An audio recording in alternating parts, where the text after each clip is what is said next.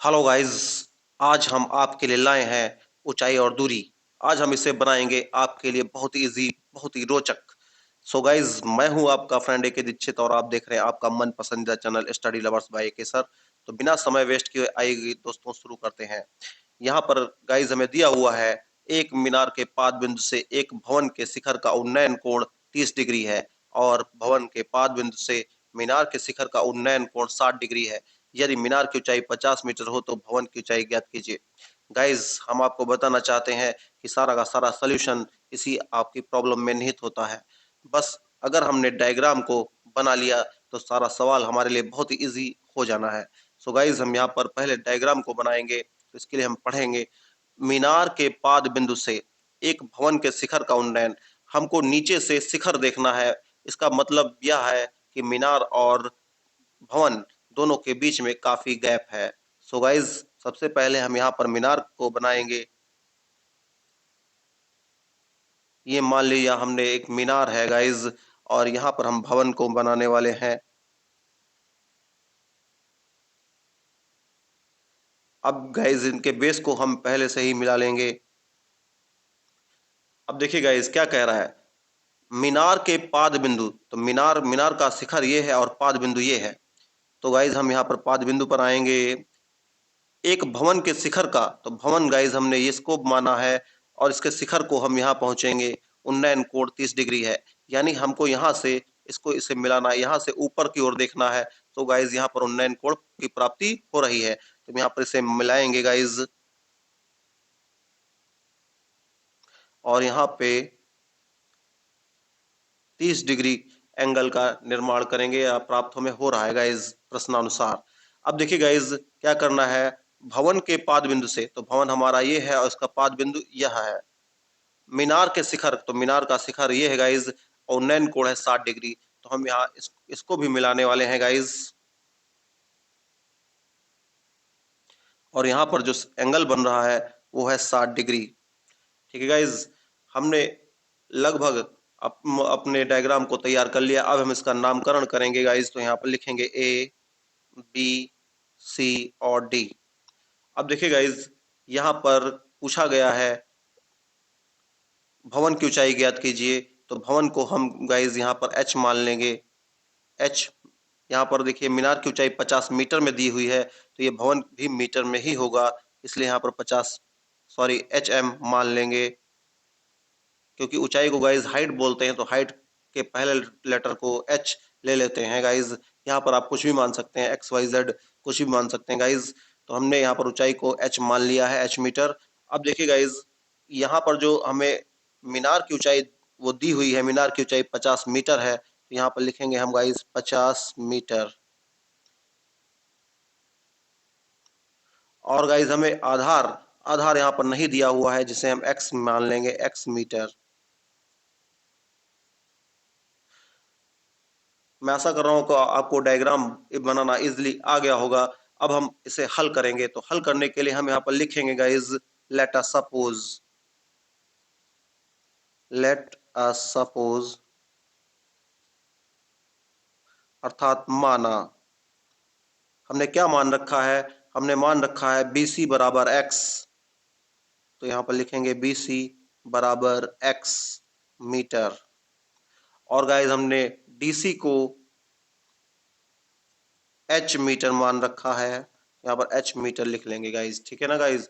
अब लिखेंगे देन, सबसे पहले हम एक त्रिभुज में हल करेंगे। तो हम यहाँ पर चुनेंगे ए, समकोण त्रिभुज ए बी सी को। हम लोग चुनेंगे समकोण त्रिभुज ए बी सी को।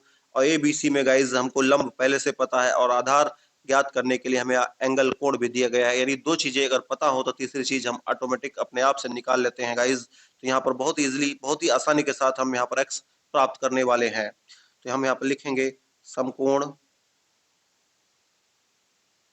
त्रिभुज ए बी सी में। एबीसी में क्या है गाइज, हम लिखेंगे चूंकि। अब हम लेंगे लाल बटे की सहायता से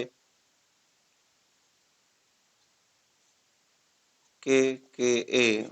देखिए गाइज, यहाँ पर होता है साइन थीटा और यहाँ पर होता है कॉस, यहाँ पर होता है टेन, यहाँ पर होता है कॉसेक, यहाँ पर होता है सेक, यहाँ पर होता है कॉट। अब देखिए गाइज, यहाँ पर लंब और आधार की बात की जा रही है। लंब और आधार, ये है आपका लंब ए, त्रिभुज ए बी सी में, तो ये है आपका लंब और ये है आपका आधार। तो लंब और आधार गाइज हमें यहाँ पर टेन में प्राप्त हो रहे हैं, टेन और कॉट में। तो ये अगर हम गाइज टेन लेंगे, टेन को चुनेंगे तो लंब ऊपर लिखेंगे और आधार नीचे, यानी लंब बटे आधार हो जाएगा गाइज। यदि हम कॉट को चुनते हैं तो हमें आधार ऊपर लिखना होगा और लंब नीचे, यानी आधार बटे लंब। तो गाइज हम यहाँ पर लेंगे टेन को, तो हम लिखेंगे चूंकि टेन थीटा बराबर लंब बटे आधार, तो लंब यहाँ पर कितना दिया होगा इस 50, और आधार जो है गाइज वो आपका एक्स है, तो हम यहाँ पर एक्स इनपुट कर लेंगे। अब देखिए गाइज, लिखेंगे टेन थीटा, तो थीटा हमको गाइज इसमें 60 डिग्री दिया हुआ है, तो यहाँ पर हम लिखेंगे 60 डिग्री बराबर 50 बटे एक्स। और गाइज टेन 60 का मान होता है √3, तो यहाँ पर हम लिखेंगे, इनपुट करेंगे √3 बराबर 50 अपॉन एक्स। अब देखिए गाइज, यहाँ पर 1 मानकर इसे क्रॉस मल्टीप्लाई करेंगे तो क्या प्राप्त हो जाएगा हमें, x √3, जिसे हम इधर इनपुट करेंगे तो यहाँ हो जाएगा गाइज x √3 इक्वल टू 50 1 जा 50, 50 एक कम 50, तो यहाँ पर गाइज आ गया 50। ठीक है गाइज, अब गुणे की चीज कहाँ जाती है, बटे में। गुणे की चीज कहाँ जाती है, बटे में। तो हम यहाँ लिखेंगे x बराबर 50 अपॉन √3। ये गाइज मीटर निकल आया है, हमने यहाँ पर x का मान निकाल लिया है। अब हम क्या करेंगे, हम दूसरे त्रिभुज में चलेंगे और दूसरे त्रिभुज में हम DBC को चुनेंगे। तो यहाँ पर गाइज हमको आधार प्राप्त हो चुका है और एंगल भी हमको 30 मिल रहा है, तो यहाँ पर ऊंचाई को भी हम आसानी से ज्ञात कर लेंगे। तो यहाँ लिखेंगे अगेन, अगेन मीन्स होता है गाइज पुनः। अब देखिए गाइज, हम लिखेंगे समकोण त्रिभुज DBC में, DBC में। अब देखिए गाइज क्या है कि DBC में लंब और आधार है, तो यहाँ पुनः फिर से लिखेंगे हम, चूंकि tan थीटा बराबर लंब बटे आधार, ये अर्थात लंब है h और आधार है x, तो x हमने कितना निकाल लिया है, 50√3, तो यहाँ पर लिखेंगे 50 बटे √3। अब ये √3 जो गाइज है इसे ऊपर आना है। अब देखिए क्या, tan लिखेंगे tan, और थीटा, थीटा हमको दिया हुआ है 30 बराबर, ये √3 ऊपर आ जाएगा गाइज, तो हो जाएगा h √3 बटे 50। अब देखिए गाइज, tan 30 डिग्री का मान होता है 1/√3 बराबर h √3 बटे 50। अब क्या करेंगे गाइज, हम इसे कैंची गुणा करेंगे और यहाँ पर देखिए गाइज क्या प्राप्त हो रहा है हमको, h1 जा h और √3 हो गया गाइज 3। अब देखिए क्या आगे प्राप्त हो रहा है, 50 एकम 50। अब ये गुणे की चीज गाइज है, ये बटे में जाएगी, ये बटे में चली जाएगी, तो हमें क्या प्राप्त होगा गाइज, यहाँ पर लिखेंगे हम h बराबर 50 बटे √3, 50/3।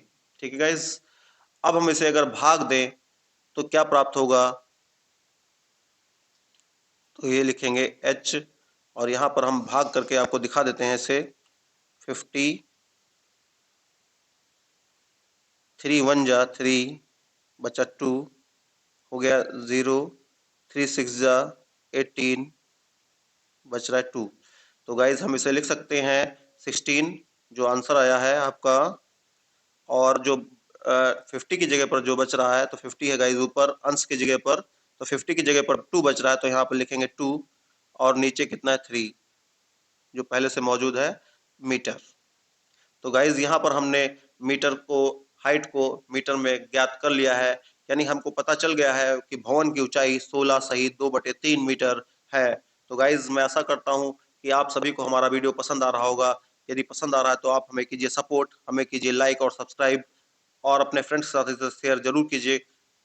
बेल आइकन प्रेस करना तो बिल्कुल मत भूलिएगा, क्योंकि आप इससे होते रहेंगे डेली मैथ से अपडेट। तो हम फिर मिलेंगे आपको एक नए वीडियो के साथ नई जानकारी को लेकर। तब तक सभी दोस्तों को नमस्कार, सभी का दिन शुभ हो।